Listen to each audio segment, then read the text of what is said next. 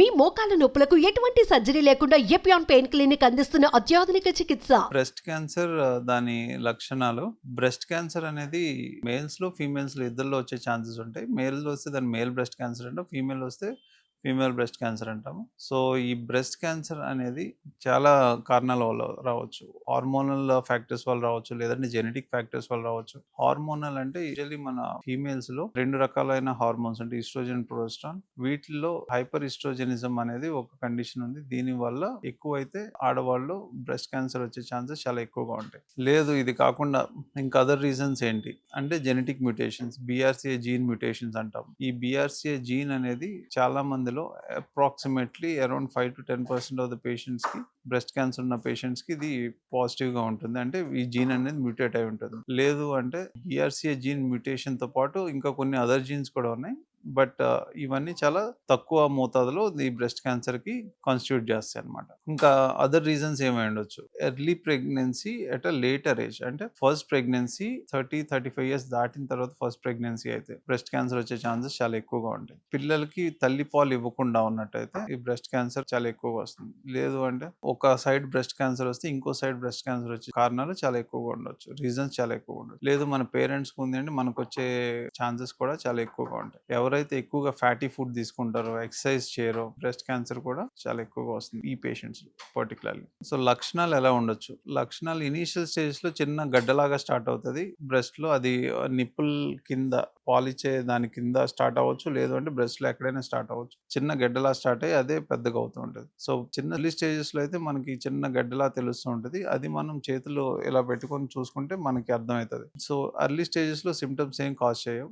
Late stages లో ఏమేమి ఉండొచ్చు అంటే ఫస్ట్ అండ్ ఫార్మోస్ట్ ఆ లంప్ లా తెలుస్తుంది. సెకండ్, నిప్పుల నుంచి చిన్న వాటర్ లాగా కానీ, లేదు అంటే బ్లడ్ లాగా కానీ, మిల్క్ లాగా కానీ ఏదైనా వచ్చే ఛాన్సెస్ ఉండొచ్చు. సో దీన్ని నిప్పుల్ డిశ్చార్జ్ అంటాం. సో బ్రెస్ట్ క్యాన్సర్ లో ఏ నిప్పుల్ డిశ్చార్జ్ అయినా ఉండొచ్చు. బట్ మోస్ట్ కామన్ ఏంటి అంటే serious and bloody nipple discharge అనేది మోస్ట్ కామన్ గా వస్తుంది. దాని తర్వాత గడ్డ మీద చర్మం ఏదైతే ఉందో ఆ చర్మం క్రంపుల్ అవటం కానీ, లేదంటే ఆరెంజ్ పీల్ అపియరెన్స్ అంటాం.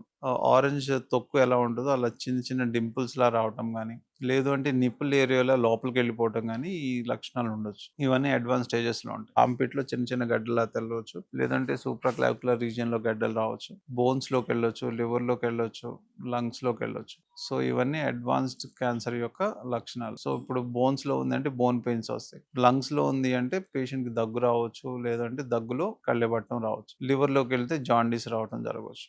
సో ఇవన్నీ అడ్వాన్స్ స్టేజెస్ లో వచ్చే లక్షణాలు అనమాట. సో దీన్ని ఎలా డయాగ్నోస్ చేయొచ్చు బ్రెస్ట్ క్యాన్సర్ ని?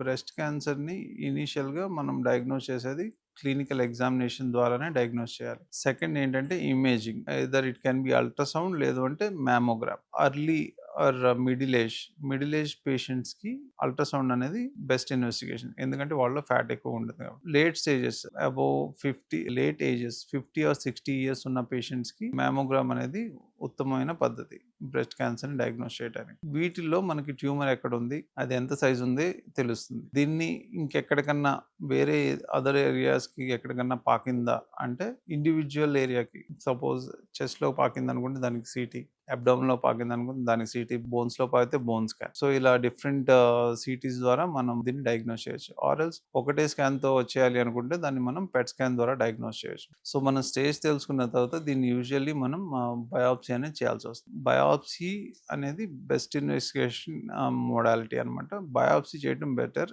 FNAC కంటే. చాలా మంది FNAC రిపోర్ట్స్ తో వస్తారు. FNAC అనేది జస్ట్ సెల్సే కలెక్ట్ చేస్తారు. బయాప్సీలో ఏంటంటే టిష్యూ వస్తుంది. ఈ టిష్యూ వల్ల మనం ఈ జబ్బు ఇదని తెలుసుకోవచ్చు. ప్లస్ దాని మీద రిసెప్టర్ అనాలిసిస్ అనేది కూడా చేయడం జరుగుతుంది. సో ఈ రిసెప్టర్ అనాలిసిస్, ఈ రిసెప్టర్స్ కూడా ఉన్నట్టయితే మనకి స్టేజింగ్ అనేది యాక్యురేట్ గా చేయడం జరుగుతుంది అనమాట. సో బయాప్సీ కూడా అయిన తర్వాత పేషెంట్ ని మనం ఏదర్ ఇనీషియల్ గా సర్జరీకి పోస్ట్ చేయాలా, లేదు అంటే కీమోథెరపీ ప్లాన్ చేయాలా అన్నది డిసైడ్ చేసుకోవడం అవుతుంది అనమాట. సో అర్లీ స్టేజెస్ లో స్టేజ్ 1, స్టేజ్ 2, సో మన పేషెంట్ యూజువల్లీ సర్జరీకి ప్లాన్ చేస్తాం.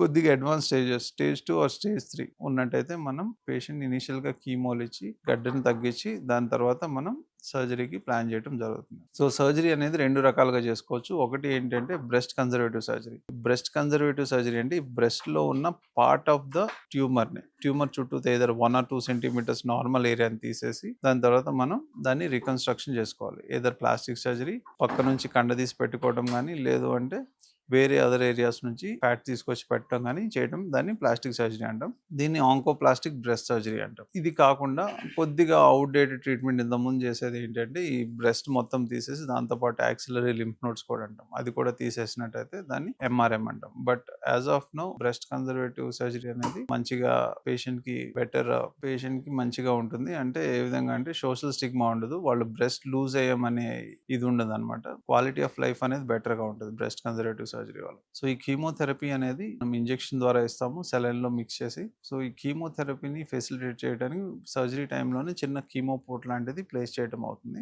ఇది కాలర్ బోన్ కింద ఎగ్జాక్ట్‌లీ. సో ఈ కీమో పోర్ట్ ప్లేస్ చేయడం వల్ల ఏంటంటే ప్రతిసారి పేషెంట్ వచ్చినప్పుడు వెయిన్స్ దొరకపోవడం గానీ, వెయిన్స్ గుచ్చడం గానీ, పేషెంట్‌కి డిస్కంఫర్ట్ గానీ ఏముండదనమాట. వచ్చినప్పుడు కీమో తీసుకోవాలనుకుంటే పేషెంట్‌కి ఇక్కడ కాలర్ బోన్ కింద చిన్న ప్లేట్ లాంటిది ఉంటది కాయిన్ సైజ్‌లో. సో దానిలోకి మనం నీడిల్ ఇన్సర్ట్ చేసేస్తే దాని నుంచి కీమో డైరెక్ట్‌గా ఇచ్చేయొచ్చు అన్నమాట. సో దీనివల్ల ఏంటంటే పేషెంట్‌కి పెయిన్ ఫ్రీ కీమోథెరపీ ఉంటుంది. అండ్ పేషెంట్ కాంప్లయన్స్ అనేది మంచిగా ఉంటుంది. సో ఈ కీమో ఇవి అయిపోయిన తర్వాత సపోజ్ బ్రెస్ట్ కన్జర్వ్ చేసిన యాక్సిల్ ఆర్మ్‌పిట్‌లో గానీ చిన్న గడ్డలున్నా మనం రేడియేషన్ ఇవ్వాల్సొస్తుంది.